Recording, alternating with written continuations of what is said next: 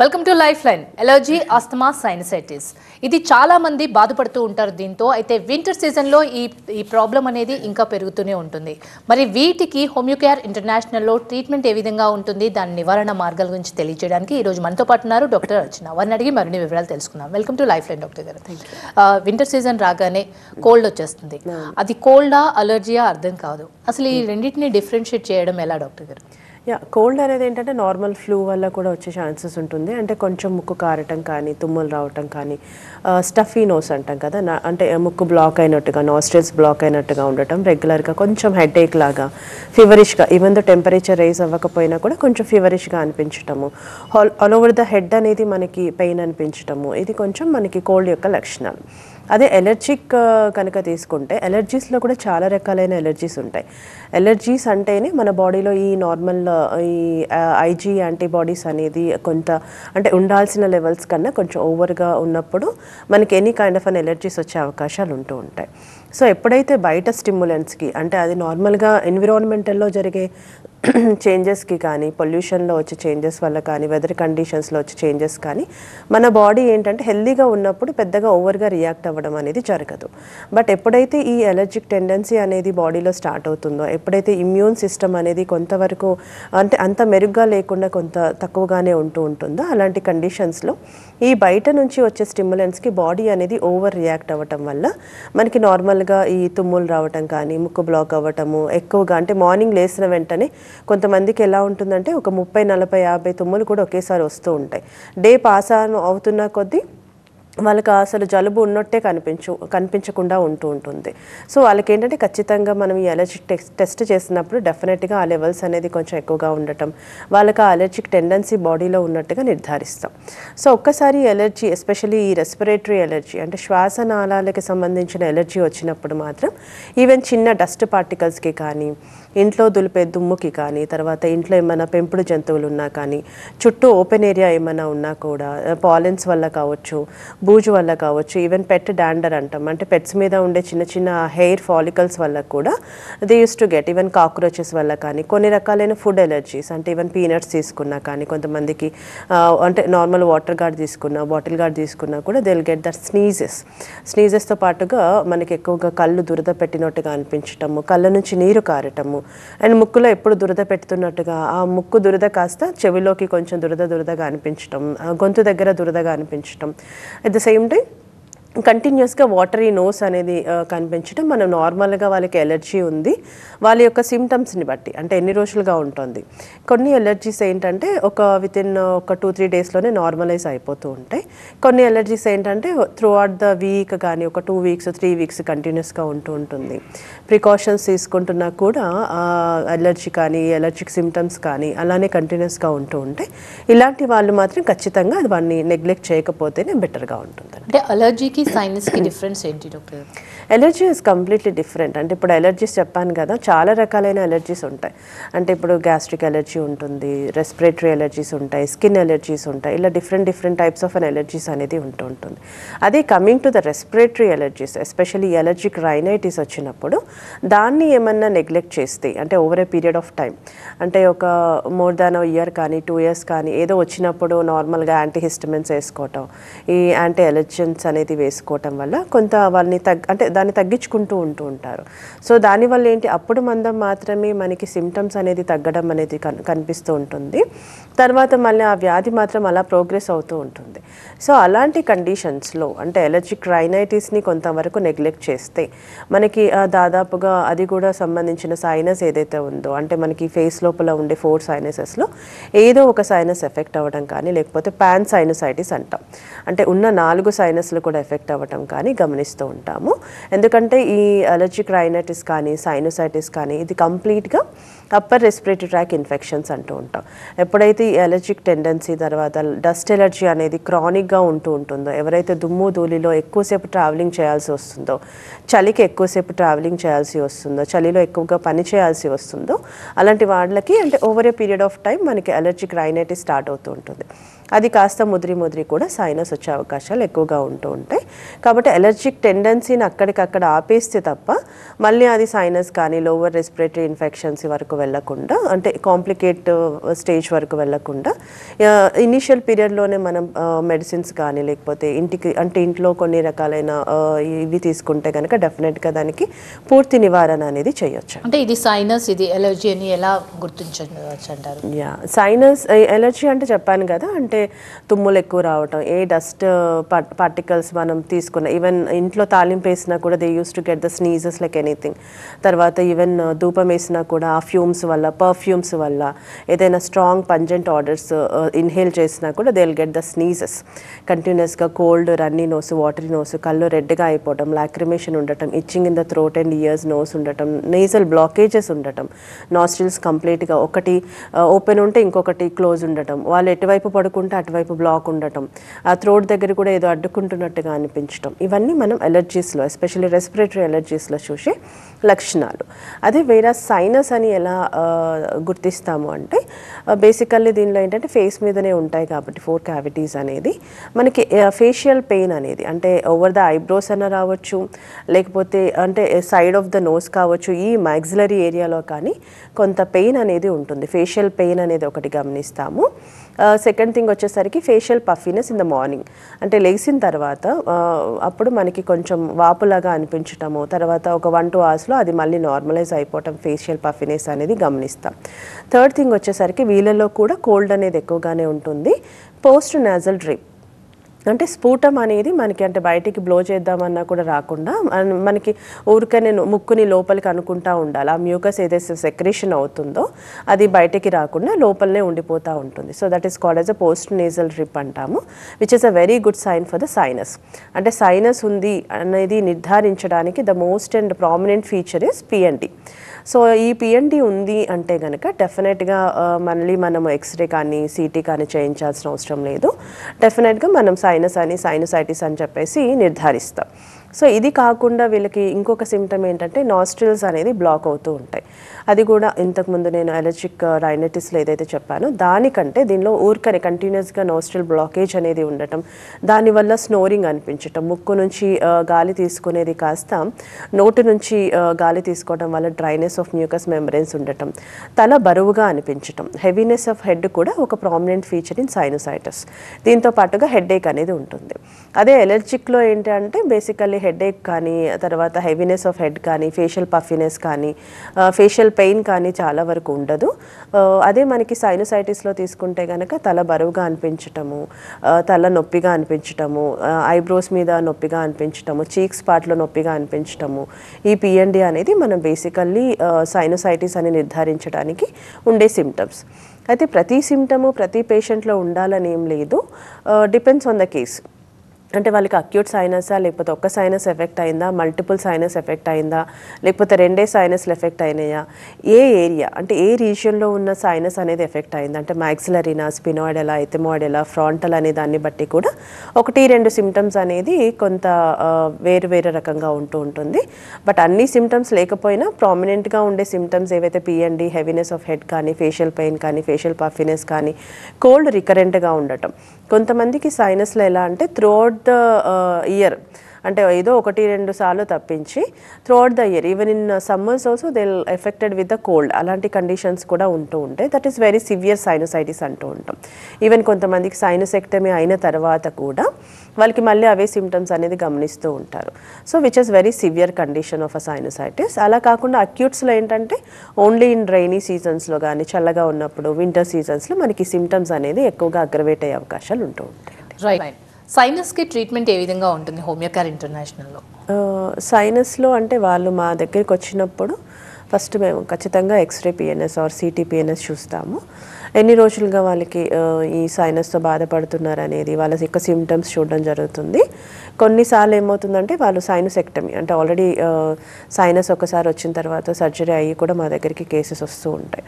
So ఏ కండిషన్లో of cases అయినా కూడా ట్రీట్మెంట్ మాత్రం ఈ కాన్స్టిట్యూషన్ బేస్ మీదనే ఇవ్వడం జరుగుతుంది. కాబట్టి వాళ్ళ యొక్క ప్రధాన లక్షణాలు అంటే ఎప్పటి నుంచి ఉంది, ఎందువల్ల వచ్చింది, ఏ మెడికేషన్స్ వాళ్ళు వాడుతున్నారు, ప్రధానంగా వాళ్ళకి ఉన్న లక్షణాలు ఏంటి, దేనివల్ల ఎక్కువగా సఫర్ అవుతున్నారు, ఏ టైంలో వాళ్ళు సఫర్ అవుతున్నారు అనే దాన్ని బేస్ చేసుకొని వాళ్ళ యొక్క ఇంకొంచెం మెడికల్ హిస్టరీ క్లియర్గా తీసుకొని ప్రాపర్ మెడికేషన్ ఇవ్వడం అనేది జరుగుతుంది.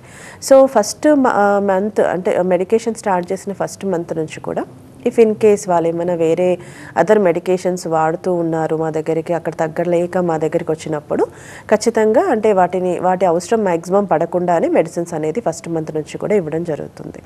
సో ఇలాంటప్పుడు ఏంటంటే ఫస్ట్ మంత్లో వాళ్ళకి సిమ్టమాటిక్గా రిలీఫ్ అనేది రావడంతో పాటుగా పూర్తిగా అంటే ఆ మూలాల నుంచి ఏదైతే ఇష్యూ ఉందో, ఏదైతే ఎయిర్ క్యావిటీస్ అనేది టోటల్గా ఫ్లూయిడ్తో అక్యుములేట్ అయిపోయిందో అది ఎందువల్ల వచ్చింది అంటే ఎన్ని ఫ్యామిలీ హిస్టరీలో ఉండడం వలన, లేకపోతే వాళ్ళు చేస్తున్న జాబ్స్ వలన, లేకపోతే ఈ డస్ట్ ఎలర్జీ బాగా ఎక్కువ రోజులుగా బాగా సప్రెస్ అయ్యి అలా వచ్చిందా, లేదు ఏదైనా స్కిన్ ఎలర్జీ సప్రెస్ అయ్యి సైనస్ వచ్చిందా అనే దాన్ని బేస్ చేసుకొని పీక్యూఆర్ఎస్ సిమ్టమ్స్ బట్టి మనం మెడికేషన్ ఇవ్వడం అనేది జరుగుతుంది. So depends on the severity of the disease అంటే వాళ్ళకి ఎన్ని రోజులుగా ఉందనే దాన్ని బట్టి ప్రాపర్గా కంప్లీట్ కోర్స్ అనేది కంప్లీట్ చేస్తే కనుక వాళ్ళకి ఆల్మోస్ట్ 90-95% వితౌట్ మళ్ళీ సర్జరీ అనేది అవసరం లేకుండానే మనకి హోమియో కేర్ ఇచ్చే మెడిసిన్స్తో చాలా వరకు క్లియర్ అవుతూ ఉంటుంది. And at the same time most of the కేసెస్లో మనకి పెద్దగా అది తినొద్దు ఇది తినొద్దు అని ఫుడ్ రెస్ట్రిక్షన్స్ కూడా హోమియో వాడేటప్పుడు ఏమీ ఉండదు, ప్రతిదీ కూడా తీసుకోవచ్చు దీంతో పాటుగా.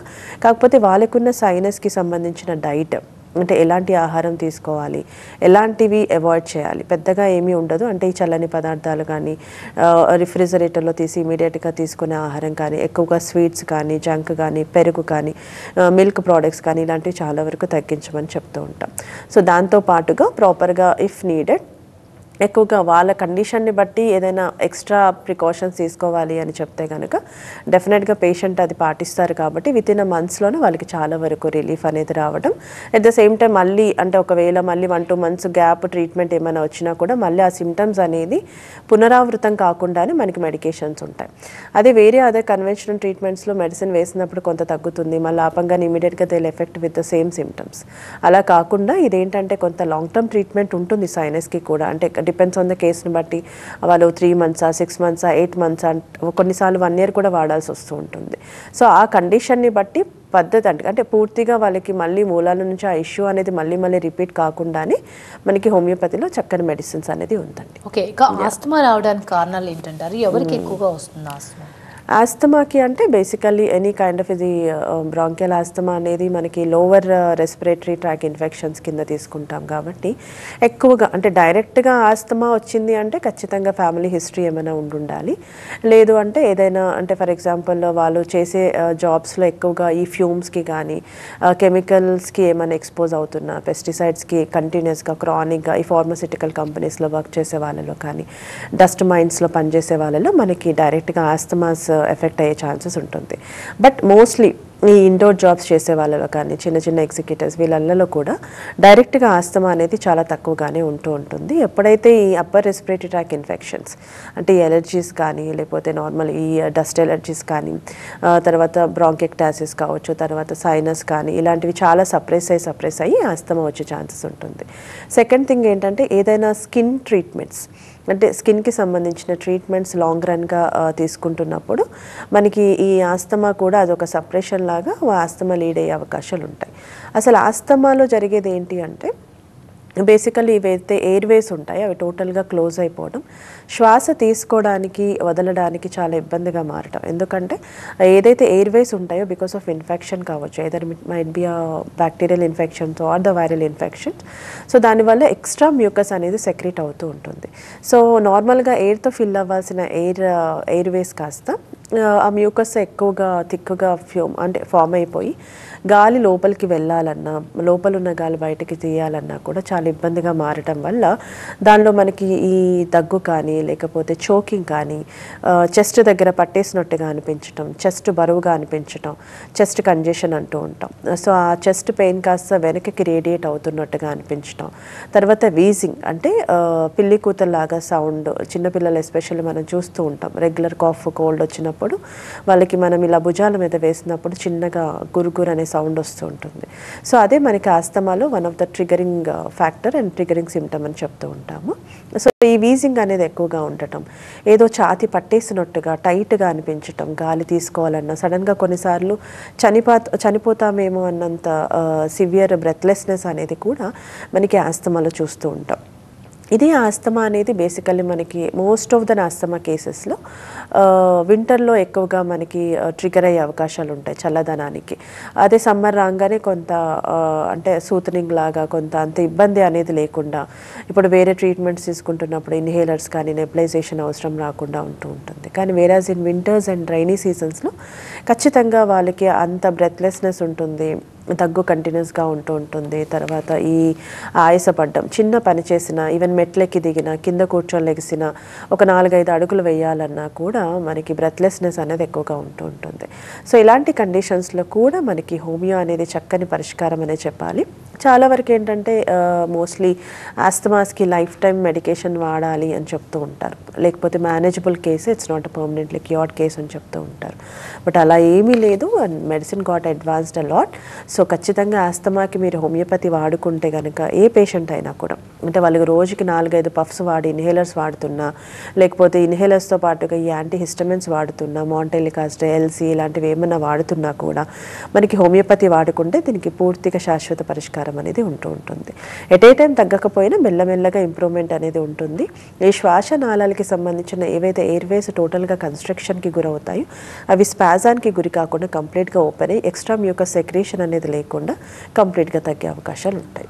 ఓకే, ఇన్హేలర్, నెబులైజర్స్ అవి వాడుతూ ఉంటారు కదా ఆస్తమా వచ్చిన వాళ్ళు, అది పర్మనెంట్ సొల్యూషనా లేకపోతే టెంపరీగా రిలీఫ్ ఇస్తుందంటారా? అంటే యూజువల్గా మోస్ట్ ఆఫ్ ద కేసెస్లో ఇట్స్ టెంపరీ రిలీఫే. అందుకనే ఇన్హేలర్స్ వాడే వాళ్ళకి చాలామంది డాక్టర్స్ కూడా చెప్తూ ఉంటారు, వచ్చినప్పుడు అంటే బ్రెత్లెస్నెస్ వచ్చినప్పుడు, దగ్గు ఎక్కువ వచ్చినప్పుడు, ఆయాస పడుతున్నప్పుడు ఒక పఫ్ తీసుకోండి అని చెప్తూ ఉంటారు, లేకపోతే నెబులైజేషన్ తీసుకోండి అని చెప్తారు. It's like life time medication అన్నట్టుగానే చెప్తారు. ఇట్స్ అ మెయింటైనబుల్ కేస్ కానీ ఇట్స్ నాట్ కంప్లీట్లీ రికవరీ కాని కేస్ అని చెప్తూ ఉంటారు. So taking inhalers and nebulisation అనేది ఆన్ ఎమర్జెన్సీ బేసిస్లో కరెక్టే. ఎందుకంటే టోటల్గా ఎయిర్వేస్ అనేది టోటల్గా క్లోజ్ అయిపోయినప్పుడు చాలా వరకు సాచురేషన్ అనేది పడిపోతూ ఉంటుంది, పేషెంట్ కూడా చాలా వరకు సఫర్ అవుతూ ఉంటారు. అంత సఫరింగ్లో పేషెంట్ బతుకుతారో చనిపోతానన్న ఒక kind of an anxiety, panic attacks వచ్చే ఛాన్సెస్ ఉంటుంది. సో అలాంటి కండిషన్స్లో డెఫినెట్గా ఇన్హేలర్స్ తీసుకోవడంలో తప్పు లేదు. But it is a long term. If it is taking a long term బేసిస్లో అయితే మాత్రం అది వచ్చినప్పుడు దాని ఎపిసోడ్స్ అనేది పెంచుకోవడం, దాని డోసేజ్ అనేది పెంచడమే జరుగుతుంది. కానీ మోస్ట్ ఆఫ్ ద కేసెస్లో పర్మనెంట్గా ఒక 1 year ఇన్హేలర్స్ మీద ఉన్నాను, సెకండ్ థర్డ్ ఇయర్ నుంచి ఇంకా అవసరం లేదు అన్న కేసెస్ చాలా తక్కువగానే ఉంటాయి. అందుకని మోస్ట్ ఆఫ్ ద కేసెస్ ఇప్పుడు ఆస్తమాస్ వచ్చినప్పుడు, అంటే ఈవెన్ చిన్నపిల్లల్లో కూడా ఆస్తమా రావచ్చు, అంటే 5 to 10 years 15 years మధ్యలో ఉన్న పిల్లల్లో రావచ్చు, అడాలసెంట్లో రావచ్చు, తర్వాత పెద్దవాళ్ళలో కూడా వస్తుంటుంది. దీనికి వయసుతో సంబంధం ఏమీ లేదు, ఖచ్చితంగా ఇదే ఏజ్ గ్రూప్లో వస్తుందని ఏం లేదు. వాళ్ళ యొక్క అంటే జెనెటికల్గా వాళ్ళకి ఎలాంటి జీన్స్ అనేది డెవలప్ అయింది ఇన్ ప్రెగ్నెన్సీ, మదర్ హిస్టరీ ఏంటి ఇన్ ప్రెగ్నెన్సీ అనే దాన్ని బట్టి కూడా asthmatic attacks irrespective of the age, irrespective of the gender వస్తూ ఉంటుంది. సో ఇలాంటి వాళ్ళకి ఏంటంటే ఫస్ట్ నుంచి కూడా హోమియో అనేది వాడుకుంటే, అంటే మీకు ఇది లైఫ్ టైం మెడికేషన్స్ వాడాల్సిన అవసరం అనేది ఖచ్చితంగా ఉండదు.